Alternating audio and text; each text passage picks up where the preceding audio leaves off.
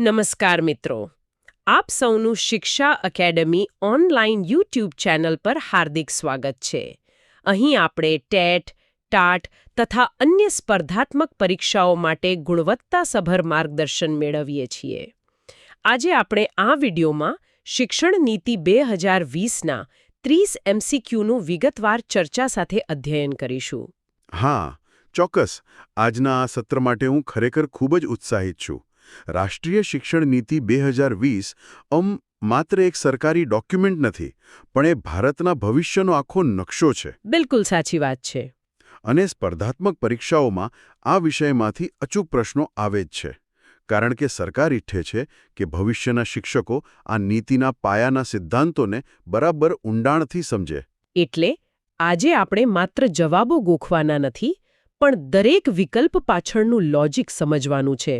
હા, જેથી પરીક્ષામાં ગમે તે રીતે પ્રશ્ન ફેરવીને પૂછે તો પણ વિદ્યાર્થીઓને કોઈ કન્ફ્યુઝન ન થાય. તો ચાલો આપણા આજના સફરની શરૂઆત કરીએ. પ્રશ્ન 1. NEP 2020નો ડ્રાફ્ટ ઘડવાની શરૂઆત કોણે કરી? વિકલ્પ A ડોક્ટર કે કસ્તુરીરંગન, વિકલ્પ B TSR સુબ્રમણ્યમ, વિકલ્પ C રમેશ પોખરિયાલ અને વિકલ્પ D ધર્મેન્દ્ર પ્રધાન. સાચો જવાબ છે વિકલ્પ B TSR સુબ્રમણ્યમ. અચ્છા, અહીં ભૂલ થવાની શક્યતા છે. હા, અહીં શબ્દોની રમત છે. પરીક્ષામાં શરૂઆત શબ્દ પર ખાસ ધ્યાન આપવાનું છે. નવી શિક્ષણ નીતિનો પાયો નાખવાની પ્રાથમિક શરૂઆત ભૂતપૂર્વ કેબિનેટ સેક્રેટરી TSR સુબ્રમણ્યમના અધ્યક્ષપદે થઈ હતી. એટલે ડ્રાફ્ટિંગની શરૂઆત પૂછાય ત્યારે આ જ નામ યાદ રાખવું. એકદમ સાચું. આને યાદ રાખવાની એક સાવ સરળ ટ્રીક છે. શરૂઆતનો S અને સુબ્રમણ્યમનો પણ S. વાહ, આ ટ્રીક સરસ છે. હવે પ્રશ્ન 2 જોઈએ. 2018માં TSR સુબ્રમણ્યમનું અવસાન થતાં ડ્રાફ્ટ પૂરું કરવાનું કાર્ય કોણે કર્યું? વિકલ્પો છે A પ્રોફ Yashpal, B Ishwarbhai Patel, C doctor કે કસ્તુરીરંગન અથવા D મૌલાના આઝાદ. સાચો જવાબ છે વિકલ્પ C ડોક્ટર કે કસ્તુરીરંગન. એટલે આ અધૂરું કાર્ય કસ્તુરીરંગનને સોંપાયું? બરાબર. પ્રાથમિક સમિતિના અધ્યક્ષના અવસાન બાદ આ અત્યંત મહત્વપૂર્ણ કાર્ય ઇસરોના ભૂતપૂર્વ ચેરમેન ડોક્ટર કે કસ્તુરીરંગનને સોંપવામાં આવ્યું હતું. તેમના નેતૃત્વમાં જ ફાઇનલ ડ્રાફ્ટ તૈયાર થયો. તો જો સંપૂર્ણ ડ્રાફ્ટ કોણે ઘડ્યો એવું પૂછાય તો જવાબ ડોક્ટર કસ્તુરીરંગન આવશે. સુબ્રમણ્યમે પાયો નાખ્યો અને કસ્તુરીરંગને ઇમારત પૂરી કરી. આ તફાવત મગજમાં એકદમ સ્પષ્ટ રાખવો. બરાબર છે. હવે આર્થિક બાબત પર જઈએ. પ્રશ્ન 3. કોઠારી કમિશનની ભલામણ મુજબ કુલ GDPના 6% શિક્ષણ પાછળ ખર્ચવા જોઈએ, પણ હાલમાં કેટલા ટકા ખર્ચ થાય છે? વિકલ્પ A 3.50%, વિકલ્પ B 4.43%, વિકલ્પ C 5.10% કે વિકલ્પ D 6.00%? આનો સાચો જવાબ છે વિકલ્પ B 4.43%. ખરેખર આ બહુ ઓછો આંકડો છે. હા, આ વિચારવા જેવી બાબત છે. છેક 1968માં કોઠારી કમિશને કહ્યું હતું કે જો દેશે પ્રગતિ કરવી હોય તો 6% ખર્ચ કરવો જ પડે. છતાં આપણે હજુ ત્યાં પહોંચ્યા નથી. બિલકુલ નહીં. દાયકાઓ વીતી ગયા હોવા છતાં આપણે 4.43% આસપાસ જ અટકેલા છીએ. નવી શિક્ષણ નીતિનો મોટો સંકલ્પ આ ખર્ચને કોઈપણ ભોગે 6% સુધી લઈ જવાનો છે. હા, એટલે પરીક્ષામાં લક્ષ્યાંક પૂછાય તો 6% અને હાલનો ખર્ચ 4.43%. ચાલો પ્રશ્ન 4 જોઈએ. NEP 2020ને કેબિનેટ દ્વારા ક્યારે મંજૂરી આપવામાં આવી? વિકલ્પ A 27 મે 2016, વિકલ્પ B 31 મે 2019, વિકલ્પ C 29 જુલાઈ 2020 અથવા વિકલ્પ D 5 જુલાઈ 2021. સાચો જવાબ છે વિકલ્પ C 29 જુલાઈ 2020. બરાબર. આ તારીખ તો ઇતિહાસમાં નોંધાઈ ગઈ છે. હા, કારણ કે 34 વર્ષના લાંબા સમયગાળા પછી દેશને એક નવી નીતિ મળી. આ તારીખને શૈક્ષણિક ઉત્સવ તરીકે યાદ રાખવી જોઈએ. અને આ જ સમયે મંત્રાલયનું નામ પણ બદલાયું હતું ને? હા, બિલકુલ. આ જ દિવસે માનવ સંસાધન વિકાસ મંત્રાલયનું નામ બદલીને શિક્ષણ મંત્રાલય કરવામાં આવ્યું. કોવિડના સમયગાળા વચ્ચે જુલાઈ મહિનામાં આ જાહેરાત થઈ હતી. બરાબર. ચાલો પ્રશ્ન 5. NEP 2020 દ્વારા શિક્ષણનું નવું માળખું કયું છે? વિકલ્પો છે A 10+2+3, B 5+3+3+4, C 5+4+3+3 અને D 8+4+3. સાચો જવાબ છે વિકલ્પ બી 5+3+3+4. આ માળખામાં તો આખી સિસ્ટમ જ બદલાઈ ગઈ છે. સાચી વાત. જૂના 10+2 મોડલમાં બાળક 6 વર્ષનું થાય ત્યારે સરકાર તેને ધોરણ 1માં ધ્યાનમાં લેતી. પણ હવે શરૂઆતના વર્ષોને પણ આવરી લેવાયા છે. હા, કારણ કે આધુનિક મનોવિજ્ઞાન કહે છે કે બાળકના મગજનો 85% વિકાસ 6 વર્ષ પહેલા જ થઈ જાય છે. એટલે પહેલા 5 વર્ષમાં બાલવાટિકા કે આંગણવાડીને સત્તાવાર રીતે જોડી દેવામાં આવ્યા છે. આ ખરેખર બહુ સારો બદલાવ છે. હવે પ્રશ્ન 6. NEP 2020ના કુલ કેટલા આધાર સ્તંભો અથવા પિલર્સ છે? વિકલ્પ A 3, વિકલ્પ B 4, વિકલ્પ C 5 કે વિકલ્પ D 6? આનો સાચો જવાબ છે વિકલ્પ સી 5. આ 5 પિલર્સ કયા કયા છે? જેમ મકાન પિલર પર ઊભું રહે તેમ આ નીતિ 5 સ્તંભો પર આધારિત છે. એક્સેસ એટલે કે પહોંચ, ઇક્વિટી એટલે સમાનતા, ક્વોલિટી એટલે ગુણવત્તા, અફોર્ડેબિલિટી એટલે સસ્તું શિક્ષણ અને એકાઉન્ટેબિલિટી એટલે જવાબદોહિતા. આ બધાને યાદ રાખવાની કોઈ ટ્રીક ખરી? હા, જો શિક્ષણ બધાને મળે અને સમાન રીતે મળે તો ગુણવત્તા વધશે અને આ બધું સસ્તું હોવું જોઈએ, જેની જવાબદારી સરકારની છે. વાહ, સરસ. હવે પ્રશ્ન 7. કયા વર્ષ સુધીમાં ભારતને વિશ્વની ઉન્નત શિક્ષણ વ્યવસ્થા બનાવવાનો લક્ષ્યાંક છે? વિકલ્પ A 2025, વિકલ્પ B 2030, વિકલ્પ C 2035 અથવા વિકલ્પ D 2040? સાચો જવાબ છે વિકલ્પ ડી 2040. એટલે આ એક લાંબા ગાળાનો પ્રોજેક્ટ છે. બિલકુલ. આ નીતિ રાતોરાત જાદુ કરવા માટે નથી બની. આ એક 20 વર્ષ લાંબો મેરેથોન પ્રોજેક્ટ છે. એટલે 2020 થી 2040 સુધીની સફર. હા, બરાબર. 2 દાયકા પછી આપણી સિસ્ટમને અમેરિકા કે ફિનલેન્ડ જેવી વિશ્વની શ્રેષ્ઠ વ્યવસ્થાઓની હરોળમાં મૂકવાનો આ લક્ષ્યાંક છે. ચાલો હવે બીજો વિભાગ શરૂ કરીએ. પ્રશ્ન 8. ધોરણ 9 થી 12માં ગામડાઓ માટે દૂરવર્તી શિક્ષણ કઈ સંસ્થા આપશે? વિકલ્પો છે A NCERT, B NIOS, C દીક્ષા કે D GCERT? સાચો જવાબ છે વિકલ્પ બી NIOS. આ ગામડાઓ માટે બહુ જરૂરી પગલું હતું. હા, કારણ કે ગામડાઓમાં ઘણીવાર માધ્યમિક શાળાઓ દૂર હોય છે અને તેના લીધે ડ્રોપઆઉટ રેશિયો વધી જાય છે. તો આ સંસ્થા કેવી રીતે કામ કરશે? આ નેશનલ ઇન્સ્ટિટ્યૂટ ઓફ ઓપન સ્કૂલિંગની જવાબદારી છે. આ સંસ્થા ડિસ્ટન્સ એજ્યુકેશન દ્વારા ઘરે બેઠા માન્યતા પ્રાપ્ત શિક્ષણ પૂરું પાડશે. બરાબર. હવે પ્રશ્ન 9 જોઈએ. ભારતની પહેલી રાષ્ટ્રીય શિક્ષણ નીતિ કયા વર્ષમાં ઘડાઈ હતી? વિકલ્પ A 1968, વિકલ્પ B 1986, વિકલ્પ C 1992 કે વિકલ્પ D 2020? સાચો જવાબ છે વિકલ્પ A 1968. આ સાલવારી યાદ રાખવામાં વિદ્યાર્થીઓ બહુ ગોથું ખાય છે. હા, પણ આને યાદ રાખવું એકદમ સહેલું છે. દેશની પ્રથમ નીતિ ઇન્દિરા ગાંધીના સમયમાં 1968માં આવી. હવે જો બીજી નીતિ યાદ રાખવી હોય તો માત્ર છેલ્લા 2 આંકડા ઉલટાવી દો. અચ્છા, એટલે 68નું 86 કરી દેવાનું. બિલકુલ. રાજીવ ગાંધીના સમયની બીજી નીતિ 1986 મળી જશે. 1992 તો માત્ર એક સુધારો હતો. વાહ, આ મેમરી ટ્રીક બહુ કામ લાગશે. પ્રશ્ન 10. ધોરણ 1 થી 5ની શાળા ગામથી કેટલા કિલોમીટરના અંતરમાં સ્થાપવી જોઈએ? વિકલ્પ A 1 કિમી, B 3 કિમી, C 5 કિમી કે D 7 કિમી? સાચો જવાબ છે વિકલ્પ A 1 કિલોમીટર. નાના બાળકો માટે આ બહુ જરૂરી છે. હા, રાઇટ ટુ એજ્યુકેશનનો આ પાયાનો નિયમ છે જેને આ નવી નીતિએ પણ સ્વીકાર્યો છે. ધોરણ 1 થી 5નું બાળક માંડ 6 થી 10 વર્ષનું હોય છે. એટલે લાંબુ અંતર ચાલવું ન પડે તે માટે આ નિયમ છે. સાચી વાત. જો ઉચ્ચ પ્રાથમિક એટલે ધોરણ 6 થી 8ની વાત હોય તો આ અંતર 3 કિલોમીટરનું થઈ જાય છે. આગળનો પ્રશ્ન 11. NEP 2020 કયા બિલ અંતર્ગત પસાર કરવામાં આવ્યું?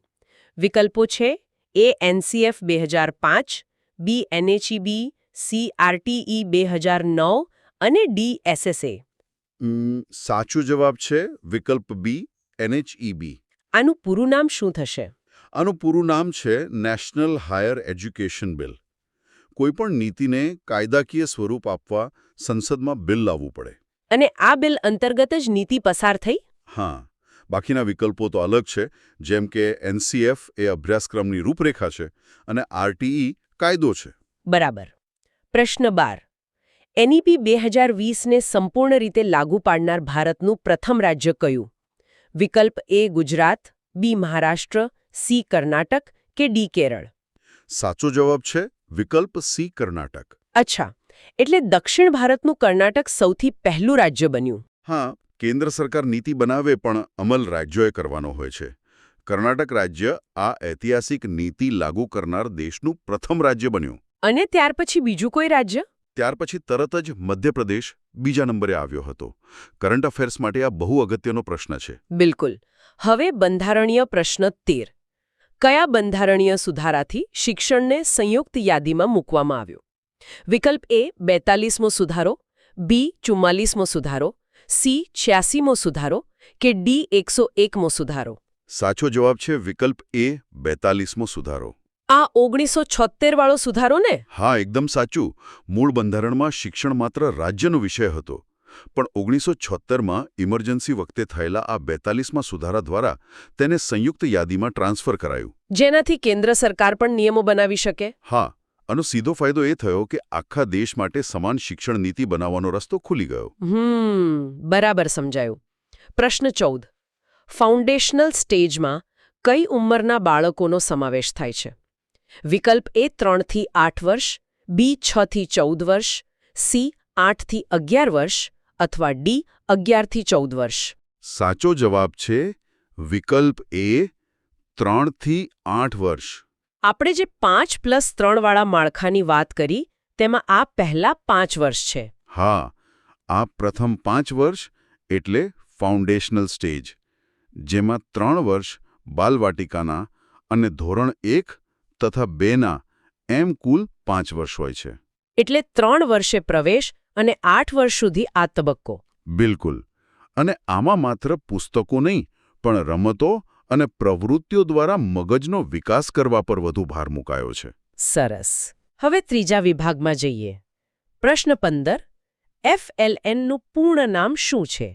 વિકલ્પ A ફંડામેન્ટલ લિટરસી એન્ડ ન્યુમરસી, વિકલ્પ B ફાઉન્ડેશનલ લિટરસી એન્ડ ન્યુમરસી, વિકલ્પ C ફંક્શનલ લિટરસી એન્ડ ન્યુમરસી કે વિકલ્પ D ફર્સ્ટ લિટરસી એન્ડ ન્યુમરસી? સાચો જવાબ છે વિકલ્પ B ફાઉન્ડેશનલ લિટરસી એન્ડ ન્યુમરસી. આમાં ફંડામેન્ટલ અને ફાઉન્ડેશનલ શબ્દો વચ્ચે બહુ કન્ફ્યુઝન થાય છે. હા, એટલે જ મેં અગાઉ ફાઉન્ડેશનલ સ્ટેજની વાત કરી. ફાઉન્ડેશન એટલે પાયો. બાળક ધોરણ 3 સુધીમાં પાયાનું વાંચન, લેખન અને સાદું ગણિત શીખી જાય એ આનો ઉદ્દેશ્ય છે. જો પાયો કાચો રહી જાય તો બધું જ નકામું. તો એકદમ સાચી વાત. આ જ વિચાર પર આખી FLNની સિસ્ટમ ઊભી છે. બરાબર. પ્રશ્ન 16. નિપુણ ભારત કાર્યક્રમની શરૂઆત ક્યારે થઈ?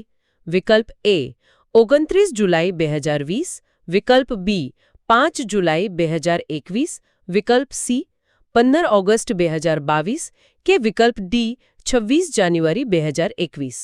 સાચો જવાબ છે વિકલ્પ B 5 જુલાઈ 2021. અત્યારે પ્રાથમિક શાળાઓમાં આની બહુ ચર્ચા છે. હા, આપણે જે FLNની વાત કરી એ લક્ષ્યને જમીન પર સાકાર કરવા જ શિક્ષણ મંત્રાલયે આ નિપુણ ભારત મિશન લોન્ચ કર્યું છે. અને આમાં વાંચન અને ગણિત પર ખાસ ભાર મુકાયો છે. બિલકુલ. આ મિશન અંતર્ગત જ શાળાઓમાં રમકડા આધારિત અને નવી પ્રવૃત્તિઓવાળું શિક્ષણ આપવામાં આવી રહ્યું છે. બાળકોને ભણવાની બહુ મજા પડશે. પ્રશ્ન 17. પારખ સંસ્થા કયા 2 મહત્વના સર્વેનું સંચાલન કરે છે? વિકલ્પ A TET અને TAT, વિકલ્પ B NAS અને SAS, વિકલ્પ C UPSC અને GPSC કે વિકલ્પ D NEET અને JEE? સાચો જવાબ છે વિકલ્પ B NAS અને SAS. આ પરખ એટલે બાળકોનું મૂલ્યાંકન કરવા માટેની સંસ્થા ને? હા, ગોખણપટ્ટીની જગ્યાએ બાળકોમાં ખરેખર કેટલી સમજણ વિકસી છે તે ચકાસવા આ સર્વે થાય છે. NAS એટલે નેશનલ એચિવમેન્ટ સર્વે અને SAS એટલે સ્ટેટ એચિવમેન્ટ સર્વે. એટલે કેન્દ્ર અને રાજ્ય બંને લેવલ પર ચેકિંગ થાય. બરાબર. આ બંને દ્વારા દેશભરના બાળકોના શીખવાની ગુણવત્તાનું વૈજ્ઞાનિક મૂલ્યાંકન થાય છે. સરસ. મિત્રો, હવે આપણે આગળ વધીએ પ્રશ્ન નંબર 18 પર, જે પ્રાથમિક શિક્ષણના એક ખૂબ જ મહત્વના અભિયાન વિશે છે. પ્રશ્ન છે, નિપુણ NIPUN ના પૂરા નામમાં P નો અર્થ શું થાય છે? વિકલ્પો: A. પ્રોફિશન્સી નિપુણતા, B. પ્રાઇમરી પ્રાથમિક, C. પ્રોગ્રામ કાર્યક્રમ કે D. પોલિસી નીતિ. સાચો જવાબ છે આ પ્રશ્નનો સાચો જવાબ છે વિકલ્પ A. પ્રોફિશન્સી નિપુણતા. મિત્રો, નિપુણ ભારત મિશન એ પાયાના સાક્ષરતા અને સંખ્યા જ્ઞાન માટેનો કાર્યક્રમ છે. તેનું પૂરું નામ ખાસ નોંધી લેજો: national initiative four proficiency in reading with understanding and ન્યુમરસી. અહીં P એટલે પ્રોફિશન્સી થાય છે, જેનો અર્થ છે કે બાળક સમજણ સાથે વાંચવામાં અને ગણિતમાં નિપુણ બને. પ્રશ્ન 19. મિડલ સ્ટેજમાં બાળકની ઉંમર કયા જૂથની હોય છે? વિકલ્પ A 3 થી 8, વિકલ્પ B 8 થી 11, વિકલ્પ C 11 થી 14 અથવા વિકલ્પ D 14 થી 18. સાચો જવાબ છે વિકલ્પ C, 11 થી 14 વર્ષ. આ 5+3+3 વાળા માળખાનો ત્રીજો તબક્કો છે, બરાબર ને? હા, આ બીજો 3નો તબક્કો છે, જેને મિડલ સ્ટેજ કહેવાય છે. તેમાં ધોરણ 6, 7 અને 8નો સમાવેશ થાય છે. અને મેં સાંભળ્યું છે કે આમાં વોકેશનલ ટ્રેનિંગ પણ શરૂ થાય છે. એકદમ સાચું પકડ્યું તમે. આ 11 થી 14 વર્ષના બાળકોને કોડિંગ, સુથારીકામ, માટીકામ જેવી ટ્રેનિંગ અપાશે, જેથી 8મું પાસ થતા બાળક કોઈ એક સ્કિલ ચોક્કસ શીખી જાય. આ બહુ સારો વિચાર છે. પ્રશ્ન 20. પ્રિપેરેટરી સ્ટેજમાં કયા ધોરણના બાળકોનો સમાવેશ થાય છે? વિકલ્પો છે: A. ધોરણ 1 થી 2, B. ધોરણ 3 થી 5, C. ધોરણ 6 થી 8 કે D. ધોરણ 9 થી 12. આનો સાચો જવાબ છે વિકલ્પ B, ધોરણ 3, 4 અને 5. ફાઉન્ડેશનલ પછી તરત આ સ્ટેજ આવે છે. હા, પ્રિપેરેટરી એટલે તૈયારી. બાળકની 8 થી 11 વર્ષની ઉંમર સુધી આ ચાલે છે. અહીં બાળકને ભવિષ્યના વિષયો માટે તૈયાર કરાય છે. એટલે ગણિત અને વિજ્ઞાનનો પહેલો પરિચય થાય. બિલકુલ, પણ ભાર વગર હળવા પ્રયોગો અને રમત આધારિત શિક્ષણ દ્વારા આ વિષયો શીખવવામાં આવશે. ચાલો. પ્રશ્ન 21. NEP 2020ની વિસ્તૃત રૂપરેખામાં કુલ કેટલા વિભાગ અને પ્રકરણ છે? વિકલ્પ A 3 વિભાગ 20 પ્રકરણ, B 4 વિભાગ 27 પ્રકરણ, C 5 વિભાગ 30 પ્રકરણ અથવા D 6 વિભાગ 35 પ્રકરણ. સાચો જવાબ છે વિકલ્પ B, 4 વિભાગ 27 પ્રકરણ. આ આખા ઐતિહાસિક ડોક્યુમેન્ટનું ફિઝિકલ માળખું છે. હા, જે લોકો બહુ ઊંડાણપૂર્વક તૈયારી કરે છે તેમના માટે આ આંકડો અગત્યનો છે. 67 પાનાના આ ડ્રાફ્ટને 4 મુખ્ય વિભાગોમાં વહેંચવામાં આવ્યો છે. કયા કયા 4 વિભાગો? પહેલો શાળા શિક્ષણ, બીજો ઉચ્ચ શિક્ષણ, ત્રીજો અન્ય શૈક્ષણિક ક્ષેત્રો અને ચોથો અમલીકરણની વ્યૂહરચના. આ 4 વિભાગોની અંદર કુલ 27 પ્રકરણો છે. બરાબર. હવે છેલ્લા રાઉન્ડના પ્રશ્નો જોઈએ. પ્રશ્ન 22. 42માં સુધારા મુજબ શિક્ષણ સંયુક્ત યાદીમાં આવ્યા પછી કેન્દ્ર અને રાજ્ય સરકાર દ્વારા શિક્ષણ ખર્ચનો રેશિયો શું નક્કી કરાયો છે? વિકલ્પ A 50-50, B 60-40, C 70-30 કે D 80-20. સાચો જવાબ છે વિકલ્પ B, 60% કેન્દ્ર અને 40% રાજ્ય. એટલે બંને નાણાકીય ખર્ચ ઉઠાવવાનો હોય છે. હા, સંયુક્ત યાદીનો અર્થ એ જ છે કે નાણાકીય જવાબદારી બંનેની રહે. સમગ્ર શિક્ષા અભિયાન જેવા મોટા પ્રોજેક્ટ્સમાં આ 60-40નો ગુણોત્તર લાગુ પડે છે. બરાબર. યોજનાઓની દ્રષ્ટિએ આ રેશિયો અગત્યનો છે. બિલકુલ. કેન્દ્ર સરકાર 60% હિસ્સો આપે અને રાજ્ય સરકારે 40% હિસ્સો ભોગવવાનો હોય. ચાલો. પ્રશ્ન 23. કોઠારી કમિશનના ત્રિભાષા સૂત્રમાં કઈ 3 ભાષા છે? વિકલ્પ A ગુજરાતી, મરાઠી, અંગ્રેજી, વિકલ્પ B માતૃભાષા, રાજભાષા, આંતરરાષ્ટ્રીય ભાષા, વિકલ્પ સી હિન્દી સંસ્કૃત ફ્રેન્ચ અથવા વિકલ્પ ડી પ્રાકૃત પાલી અંગ્રેજી. સાચો જવાબ છે વિકલ્પ બી માતૃભાષા રાજભાષા આંતરરાષ્ટ્રીય ભાષા. નવી નીતિમાં પણ આ ત્રિભાષા સૂત્ર ચાલુ રખાયું છે ને? બિલકુલ. આનું મૂળ લોજિક એ છે કે બાળક માતૃભાષામાં સૌથી ઝડપથી શીખે એટલે પ્રાથમિક શિક્ષણ તેમાં અપાય. અને પછી દેશ અને દુનિયા માટે બીજી ભાષાઓ? હા, દેશને જોડવા રાજભાષા એટલે કે હિન્દી અને દુનિયા સાથે જોડાવા આંતરરાષ્ટ્રીય ભાષા તરીકે અંગ્રેજી. આનાથી બાળક બહુભાષી બને છે. સરસ. પ્રશ્ન 24. MHRD નો પ્રારંભ ક્યારે થયો હતો, જેનું નામ હવે MOE કરવામાં આવ્યું છે?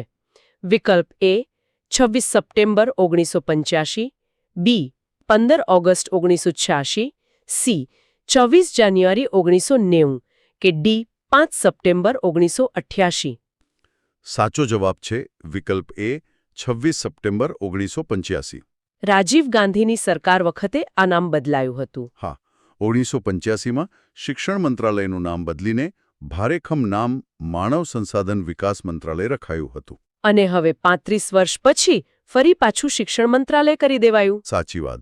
આ ઐતિહાસિક બદલાવ થયો હોવાથી આ 1985 વાળી સાલવારી પરીક્ષા માટે ખૂબ મહત્વની બની જાય છે. પ્રશ્ન 25. પ્રકરણ 11માં દર્શાવેલ ABCનું પૂરું નામ શું છે? વિકલ્પ A all board of credit, B academic bank of credit, C assessment board of children કે ડી એડવાન્સ્ડ બેસિક કરિક્યુલમ. સાચો જવાબ છે વિકલ્પ B academic bank of credit. આ ABC વિશે થોડું સમજાવો ને. આ શું છે? આ બહુ જ ક્રાંતિકારી વિચાર છે. આને એક વિડિયો ગેમના સેવ પોઈન્ટ જેવું સમજો.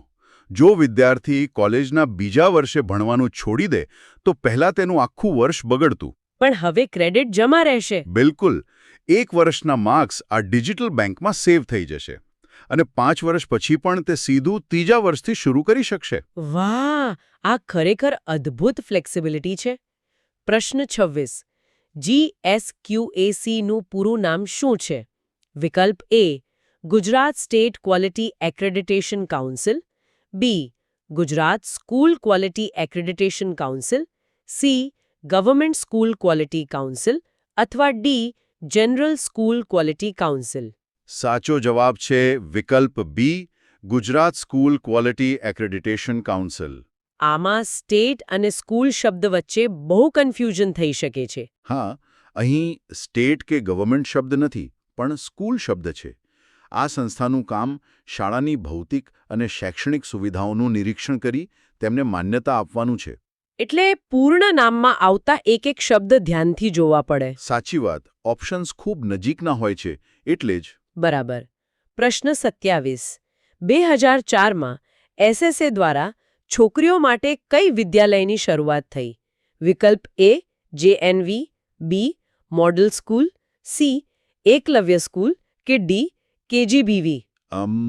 સાચો જવાબ છે વિકલ્પ ડી KGBV. એટલે કસ્તુરબા ગાંધી બાલિકા વિદ્યાલય. હા, પછાત વર્ગની દીકરીઓ જે સામાજિક કે આર્થિક કારણોસર શાળાએ નથી જઈ શકતી તેમના માટે આ ખાસ હોસ્ટેલવાળી શાળાઓ શરૂ કરાઈ હતી. અને નવી નીતિમાં આને અપગ્રેડ કરવાની વાત પણ છે. બિલકુલ. આ શાળાઓને ધોરણ 12 સુધી અપગ્રેડ કરવાની ભલામણ છે જેથી દીકરીઓનું ઉચ્ચ માધ્યમિક શિક્ષણ પણ સુરક્ષિત રહે. આ બહુ સારો નિર્ણય છે. પ્રશ્ન 28. NCTની સ્થાપના કયા વર્ષમાં થઈ? વિકલ્પ એ 1986, બી 1995, સી 2005 કે ડી 2009. સાચો જવાબ છે વિકલ્પ બી 1995. શિક્ષક બનવા માટે આ સંસ્થા બહુ અગત્યની છે. એકદમ સાચું. National council four teacher education BEd કે PTCની કોલેજોને માન્યતા આપવાનું કામ આ જ સંસ્થા કરે છે. એટલે 1995ની સાલ ખાસ યાદ રાખવી. હા, 1993માં કાયદો આવ્યો અને 1995માં સત્તાવાર સ્થાપના થઈ. ગુણવત્તાવાળા શિક્ષકો તૈયાર કરવાની જવાબદારી એમની છે. પ્રશ્ન 29. દીક્ષા એપ્લિકેશનનું ધ્યેય વાક્ય અથવા મોટો શું છે? વિકલ્પ A one nation one board, B one nation one digital platform, C digital India digital learn કે D one school one app? સાચો જવાબ છે વિકલ્પ B, one nation one digital platform. Covid વખતે આ એપ બહુ કામ આવી હતી. હા, દીક્ષાને આપણે ભારતના શિક્ષણ માટેનું નેટફ્લિક્સ કહી શકીએ. શિક્ષકો અને વિદ્યાર્થીઓ માટે પાઠ્યપુસ્તકો અને વિડીયો અહીં ઉપલબ્ધ છે. આખા દેશ માટે એક જ ડિજિટલ પ્લેટફોર્મ. બિલકુલ, એટલે જ એનો મોટો છે one nation one digital platform. સરસ. હવે આજના આ મહાસત્રનો છેલ્લો પ્રશ્ન, પ્રશ્ન 30. ઉલ્લાસ એટલે કે ULLAS કાર્યક્રમ કઈ ઉંમરના પ્રૌઢ લોકોના શિક્ષણ માટે છે? વિકલ્પો છે એ 15 થી 35 વર્ષ, બી 20 થી 40 વર્ષ, સી 35 થી 50 વર્ષ અથવા ડી 10 થી 18 વર્ષ. સાચો જવાબ છે વિકલ્પ એ, 15 થી 35 વર્ષ. એટલે આમાં પ્રૌઢ લોકો માટેની પણ વ્યવસ્થા છે. હા, શિક્ષણની કોઈ ઉંમર નથી હોતી. જે લોકો ઔપચારિક શિક્ષણ નથી લઈ શક્યા અને 15 વર્ષથી મોટા છે તેમના માટે આ કાર્યક્રમ છે. આમાં માત્ર અક્ષરજ્ઞાન નહીં પણ બીજું ઘણું શીખવાડાય છે, મેં વાંચ્યું છે. એકદમ સાચું. ડિજિટલ લિટરસી, નાણાકીય જ્ઞાન અને જીવન ઉપયોગી કૌશલ્યો શીખવામાં આવે છે જેથી તેઓ સમાજમાં આત્મવિશ્વાસથી જીવી શકે. ખરેખર આ બધું જાણીને લાગે છે કે જો આ નીતિ 100% લાગુ થઈ જાય તો આપણું ભવિષ્ય ખૂબ જ ઉજ્જવળ છે. બિલકુલ. ગોખણપટ્ટીમાંથી મુક્ત થઈને આપણી પેઢી સાચા અર્થમાં સ્કિલફુલ બનશે. જો તમને આ વિડિયો ઉપયોગી લાગ્યો હોય તો લાઇક, શેર અને સબસ્ક્રાઇબ કરવાનું ભૂલશો નહીં. વધુ શૈક્ષણિક માર્ગદર્શન માટે શિક્ષા એકેડમી ઓનલાઈન સાથે જોડાયેલા રહો. ધન્યવાદ.